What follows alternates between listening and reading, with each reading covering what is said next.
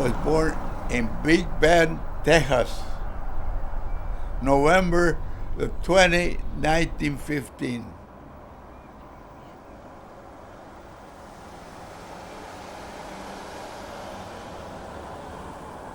I came here, I think 1928. When I was a scaler, we used to clean up the tankers and paint them in a dry dock. One of the largest tankers in the world is being overhauled here in a towering man-made canyon of steel supports. Skilled hands repair, paint, and scrape. We have a scrape right here, get all the old paint. We walk in the center of the ship and we hang the buckles on the side, and we start from the top and we come down. It was kind of dangerous because a lot of guys got hurt and fell down. And then we cleaned up the boilers. Hot. It was hot. There's no way they could put any air into it.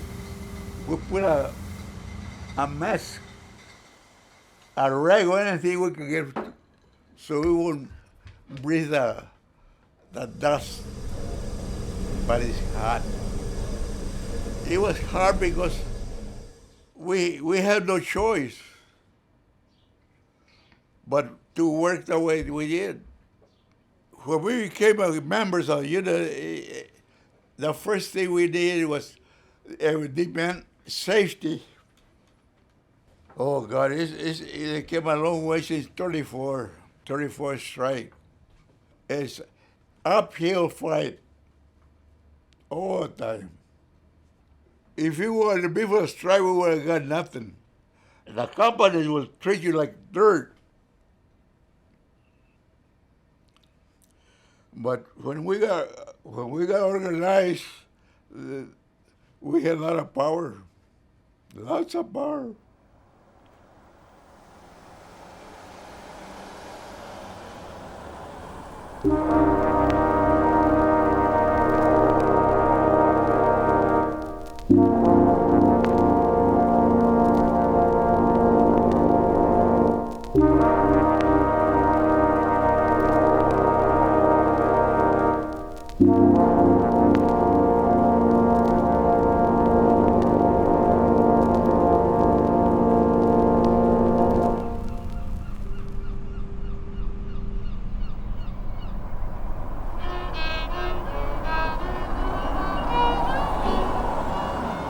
Pues es mi hijo y mi compañero de trabajo. My name is Luis, and yeah, it's a privilege and an honor to work with my mom. I've been working with her for 11 years, and I like it, because we take care of each other, but at the same time, it's a risky job. I'm worried about her all the time, and she's worried about me all the time. And when we're not working together, we're always constantly keeping in touch. Because a small little incident could cost you your life if you don't take care of yourself. Well, we're ready to go to the hall. Hopefully we pick up a job today. Hopefully we get dispatched today. It looks like a beautiful day to work at the port. Sí, en el derrame del 90 hubo muchísimo trabajo, muchísimo. Y yo limpiaba casas en ese entonces. Mi compañera de trabajo tenía un hermano que llegó a la escuela y me dijo, ahí hay mucho trabajo. Le dije, dile a tu hermano que si me cuida. Y me dijo, le voy a decir, no, pero primero pregúntale, le dije si hay mujeres trabajando ahí y que cómo le pagan a las mujeres también. Yo no sabía que teníamos el mismo sueldo, hombres y mujeres. Y me dijo, sí, le voy a preguntar. Me dijo, sí hay mujeres y ganan lo mismo los hombres y mujeres. Le dije, pues dile que si me cuida. Y me dijo, sí. Y me dijo, dice que sí te va a cuidar. We're at the hall right here, our second house.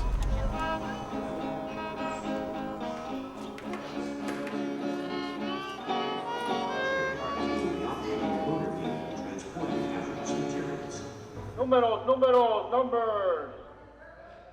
5 guys for NRC. Boom cleaning. 8 o'clock. All right, guys. I've been with the local for 8 years, going on 9 years now. 3515. My dad was a shipscaler. He actually retired from here. 3526. So I learned from him and from our older members that really showed me a lot. How to do work and how to fight for work that was ours and that was left out, that the companies try to get away with. 33-37. Okay, you got it. Because it's really, we're up against monsters here. I mean, they're trying to save $1 and we're trying to make $1. 35-13. Got it? Got it.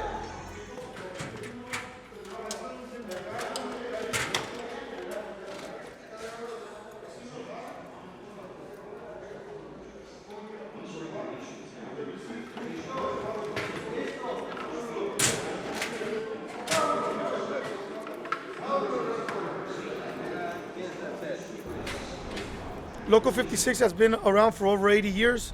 We started scaling and painting the ships, and now we have evolved into more of an environmental hazmat cleanup unit.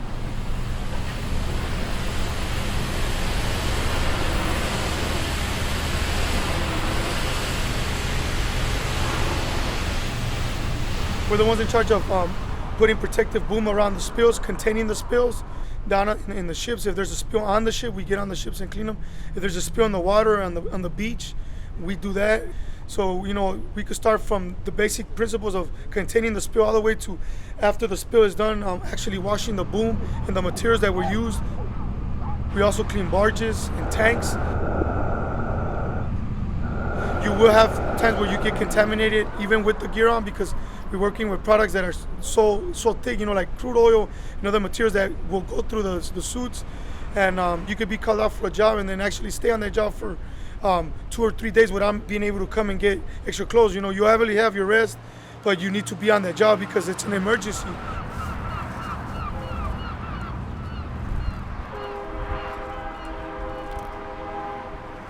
Me preocupa mucho cuando se meten nos metemos como a los túneles, que se mete uno a los túneles porque no sabemos a veces qué tan peligroso esté ahí adentro. Eso es lo que me preocupa. Y el agua, la marea, que es tan... El agua a veces es muy traicionera y sí he tenido muchas experiencias yo con ese tipo, con el agua, entonces por eso me da mucha preocupación con mi hijo. A lot of these companies that operate non-union, they like to cut corners and not use the proper machinery or worn down machinery or maybe not provide the proper PPE, the protective gloves or the proper suit for the type of chemical they're working in, and that's always putting at risk not only the person that's working but also the environment. For example, if you're degassing a barge that was transporting crude oil and it's not done properly and there's a mishap, there could be a big explosion that could put at risk many lives. A lot of these companies that operate non-union, they bypass this because they're trying to get the job done as fast as they can so they don't get spotted and picketed, and also they're trying to save money because they operate at a low standard. So I think that we play a special role in that. We set this standard high that everything should be done safe and should be done right. We have a list going on, which every morning, 7 o'clock, I put it up of whoever is going to be patrolling, which is 4 guys, and they actually go and patrol. They go and patrol the whole port, and if our company, our signatory, is doing the job and they didn't call us, I'll call the company up and tell them what's going on. If they try to BS me with, oh, we didn't know about the job or whatever it is, I'll do a grievance on them, the grievance process. Sometimes they're like, oh no, we forgot to call, or they'll call and they'll say, you know what, I need the guys right now. So they'll call and I'll fix the problem right there and then. But the patrolling, that's the best way to catch them. They're still working there. We're gonna pull over and check it out from here. And going picketing. Picketing is our number one because picketing, it gives you a lot of results. And that's the only way. These guys are not gonna let go of nothing until they see it the hard way, that they don't want attention in their yards. Soy un hombre del pueblo, harto de trabajar. Mi vida es el trabajo, paloma, pero me pagan mal. Las leyes están hechas a favor del patrón. La ley no escucha al pueblo, paloma, aunque estamos aquí peleando nuestros derechos del trabajo, que no nos lo quiten otras compañías que no quieren firmar nuestro contrato.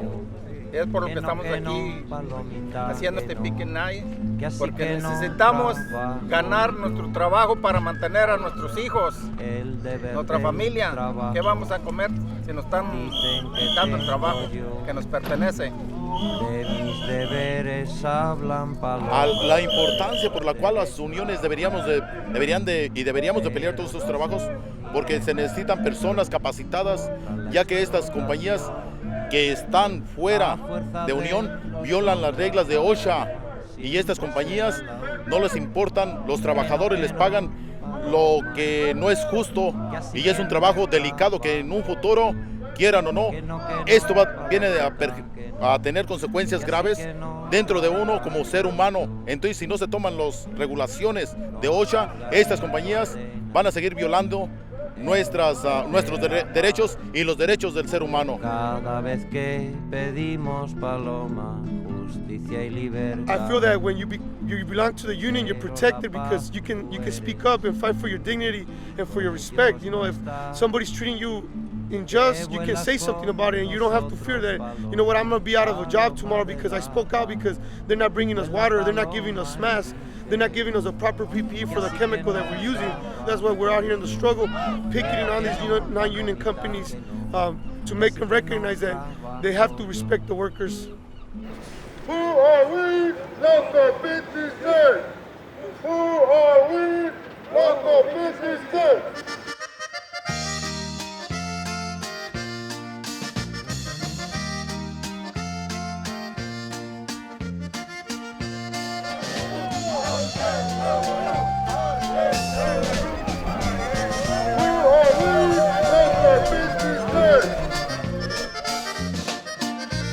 We're going to fight for our jurisdiction and to recapture all the work that has been taken away or is being taken away and scabbed out to these non-union companies.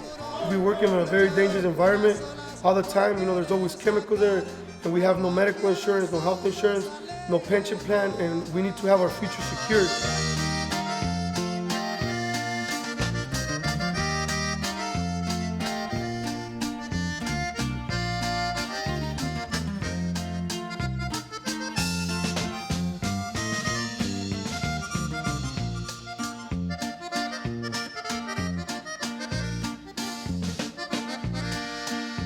Luchan como fieras contra los chubascos, siguiendo las órdenes del capitán.